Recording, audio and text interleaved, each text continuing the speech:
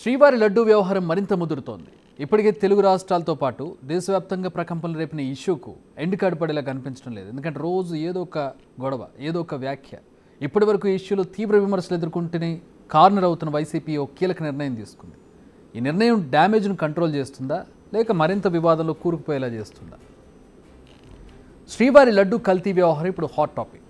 రోజులు జరుగుతున్న కొద్దీ మరుగున పడుతుందనుకున్న వ్యవహారం రోజు రోజుకు రాజుకుంటూ మరిన్ని మంటలు రాజేసుకుంటూ వెళ్తోంది. దీనికి బెస్ట్ ఎగ్జాంపుల్ ఇప్పుడు వైసీపీ తీసుకున్న నిర్ణయం. రాజకీయాల్లోకి దేవుణ్ణి లాగారు, తిరుమల ప్రతిష్టను దెబ్బతీశారు. ఏపీ సీఎం చంద్రబాబు చేసిన పాపానికి ఈ నెల 28న రాష్ట్ర వ్యాప్తంగా ఉన్న ఆలయాల్లో ప్రత్యేక పూజలు చేయాలి. ఇది వైసీపీ నేతలు కార్యకర్తలకు ఇచ్చిన పిలుపు. సెప్టెంబర్ మాసం 28వ తారీఖున, అంటే ఈ నెల 28వ తారీఖున శనివారం తిరుమల వెంకటేశ్వర స్వామి వారి యొక్క పవిత్రతని వీళ్ళ ముగ్గురు కలిసి, కూటమంతా కలిసి అపవిత్రం చేసినటువంటి దౌర్భాగ్య పరిస్థితుల నుంచి వాళ్ళ పాపాలని క్షమించి వదిలేయమని, దానికి పరిహారం కోసం జగన్మోహన్ రెడ్డి గారి యొక్క పిలుపు మేరకు ఈ శనివారం 28వ తారీఖున ప్రతి నియోజకవర్గంలో కూడా వివిధ దేవాలయాల్లో భక్తులు కానీ, ప్రజలు కానీ, అలాగే వైఎస్ఆర్ కాంగ్రెస్ పార్టీ కార్యకర్తలు కానీ ప్రతి ఒక్కరు కూడా ఆ రోజు ఈ కూటమిగా వీళ్ళు ఏర్పడి స్వామివారి పవిత్రతని ఈ రకంగా కిరాతకంగా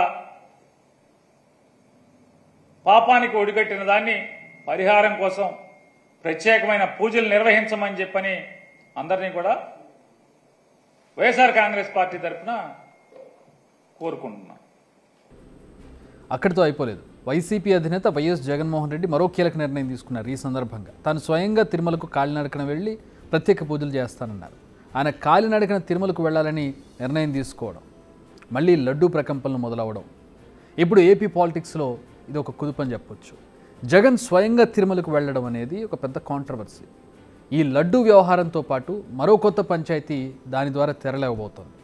అందులో ఎలాంటి డౌట్ లేదు. ఎందుకంటే ఒకసారి చూడండి. మీరు ఎప్పుడు కూడా గుర్తుపెట్టుకోవాల్సింది, సోనియా గాంధీ వచ్చి అఫిడవిట్ ఇచ్చారు, నాకు దేవుని పైన నమ్మకం, దర్శనం చేసుకుంటానని. Abdul Kalam president of India ఒక అఫిడవిట్ ఇచ్చాడు, నేను వెంకటేశ్వర స్వామి పైన నమ్మకం ఉంటుంది, నేను దర్శనం చేసుకుంటాను. వాళ్ళకంటే గొప్పోళ్ళ మీరు? ఎందుకు ఇవ్వలేదండి? ఆయన దేవుణ్ణి దర్శించుకోవచ్చు, దేవుడి మీద నమ్మకం ఉందా లేదా అనేది ఇంపార్టెంట్. నమ్మకం ఉందని డిక్లరేషన్ నాకు కాదు, సాంప్రదాయ ప్రకారం ఎండోమెంట్కి ఇవ్వమన్నా, ట్రస్టీకి ఇవ్వమంటున్నాం. ట్రస్టీకి ఇవ్వడం నీకు బాధ్యత లేదా? ఆ సాంప్రదాయాలను గౌరవించకపోతే నువ్వు ఎందుకు పోవాలి?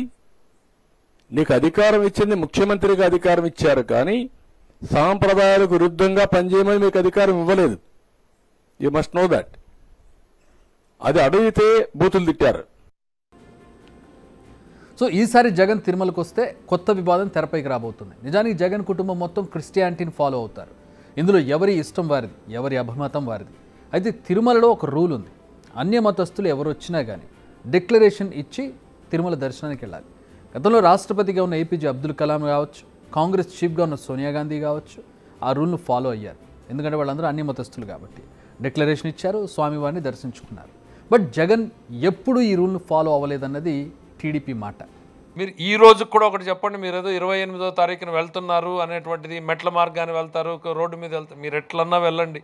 మెట్ల మీద వెళ్తే కిందనే సంతకం పెట్టండి, ఈ దేవుడి మీద నాకు నమ్మకం ఉంది, అందుకే నేను దేవుడి దర్శనానికి వెళ్తున్నాను అనేటువంటి నిబంధన ఏదైతే ఉందో దాన్ని మీరు సంతకం పెట్టి వెళ్ళండి. జగన్మోహన్ రెడ్డి గారు, అన్యమతస్థులు తిరుపతి వెంకటేశ్వర స్వామిని దర్శనం చేసుకోవాలి అనుకుంటే 17వ కంపార్ట్మెంట్లో ఒక రిజిస్టర్ ఉంటుంది.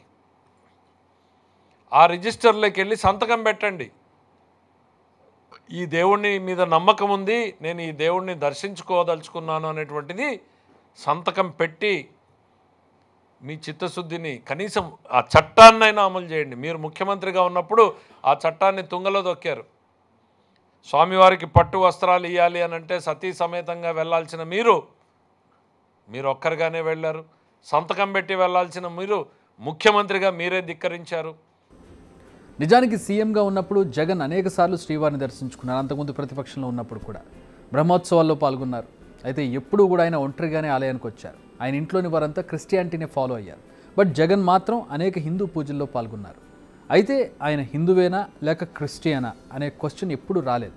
అప్పట్లో కూడా తాము ఈ ప్రశ్నకు లేవనెత్తాం కానీ అధికారాన్ని అడ్డం పెట్టుకుని తాము నోరును మూయించారంటున్నారు టీడీపీ నేతలు. కానీ ఇప్పుడు అధికారంలో ఉన్నది టీడీపీనే. సో ఇప్పుడు తిరుమలకు జగన్ వెళితే డిక్లరేషన్ ఇవ్వకుండా ఆయనకు దర్శనం కల్పిస్తారా లేదా అనేది చూడాలి. ఇప్పటికే బీజేపీ, జనసేన, టీడీపీ నేతలు డిక్లరేషన్ ఇచ్చి వెళ్లాల్సిందే. తిరుమల కాలినడకన వెళ్తున్నావా, ఏడో ప్లేస్ దగ్గరికి, ఏడో బాక్స్ దగ్గరికి వెళ్ళేటప్పటికి అక్కడ మీకు రిజిస్టర్ ఉంటుంది, అక్కడ సంతకం చేసండి, లేదా కాలినడకకు ముందే డిక్లరేషన్ ఇచ్చి కాలినడక ప్రారంభించండి అనేది వీరందరి యొక్క వాదన. లేకపోతే అసలు తిరుమలకు నిన్ను అనుమతించమంటూ జగన్కు అల్టిమేటం ఇస్తున్నారు. డిక్లరేషన్ ఇస్తే ఇన్నాళ్ళు జగన్ అధికారాన్ని అడ్డుపెట్టుకుని సంప్రదాయాలను గాలికి వదిలేసినట్టే.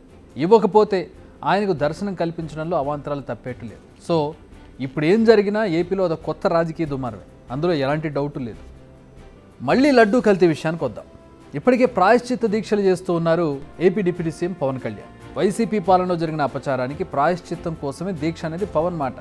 ఇప్పుడు వైసీపీ కూడా ఇదే బాటలో నడుస్తూ ప్రభుత్వానికి కౌంటర్ వేసే పనిలో ఉన్నట్టు కనిపిస్తోంది. చంద్రబాబు తన రాజకీయం కోసం శ్రీవారిని, తిరుమలను అపవిత్రం చేస్తున్నారని, ఈ పాప ప్రాయశ్చిత్తం కోసమే ఈ పూజలని చెబుతోంది వైసీపీ. ఈ పరిణామాలన్నీ చూస్తే లడ్డూ వివాదానికి ఇప్పట్లో ఎండు కార్డు పడే అవకాశం అయితే కనపడడం లేదు. ప్రభుత్వం స్పెషల్ ఇన్వెస్టిగేషన్ టీం వేయబోతోంది. దీనికి సంబంధించిన చర్చలు జరుపుతున్నామని చెబుతోంది ప్రభుత్వం.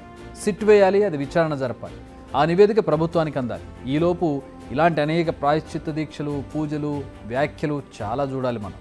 ఎన్నో మాటల మంటలు చూడాలి. అందులో రేపు 28వ తేదీన జగన్ తిరుమలకు కాలినడకన వెళ్ళడం అనేది ఏ రకమైనటువంటి కాంట్రవర్సీని, ఏ రకమైనటువంటి ఉద్రిక్తతను క్రియేట్ చేస్తుందో చూడాలి. ఆయన డిక్లరేషన్ ఇస్తే ఒక గోల, ఇవ్వకపోతే ఇంకొక గోల. So let's wait and see. Big TV outlook కథనాలు నచ్చితే వెంటనే బిగ్ టీవీ ఛానల్ ను సబ్స్క్రైబ్ చేయండి.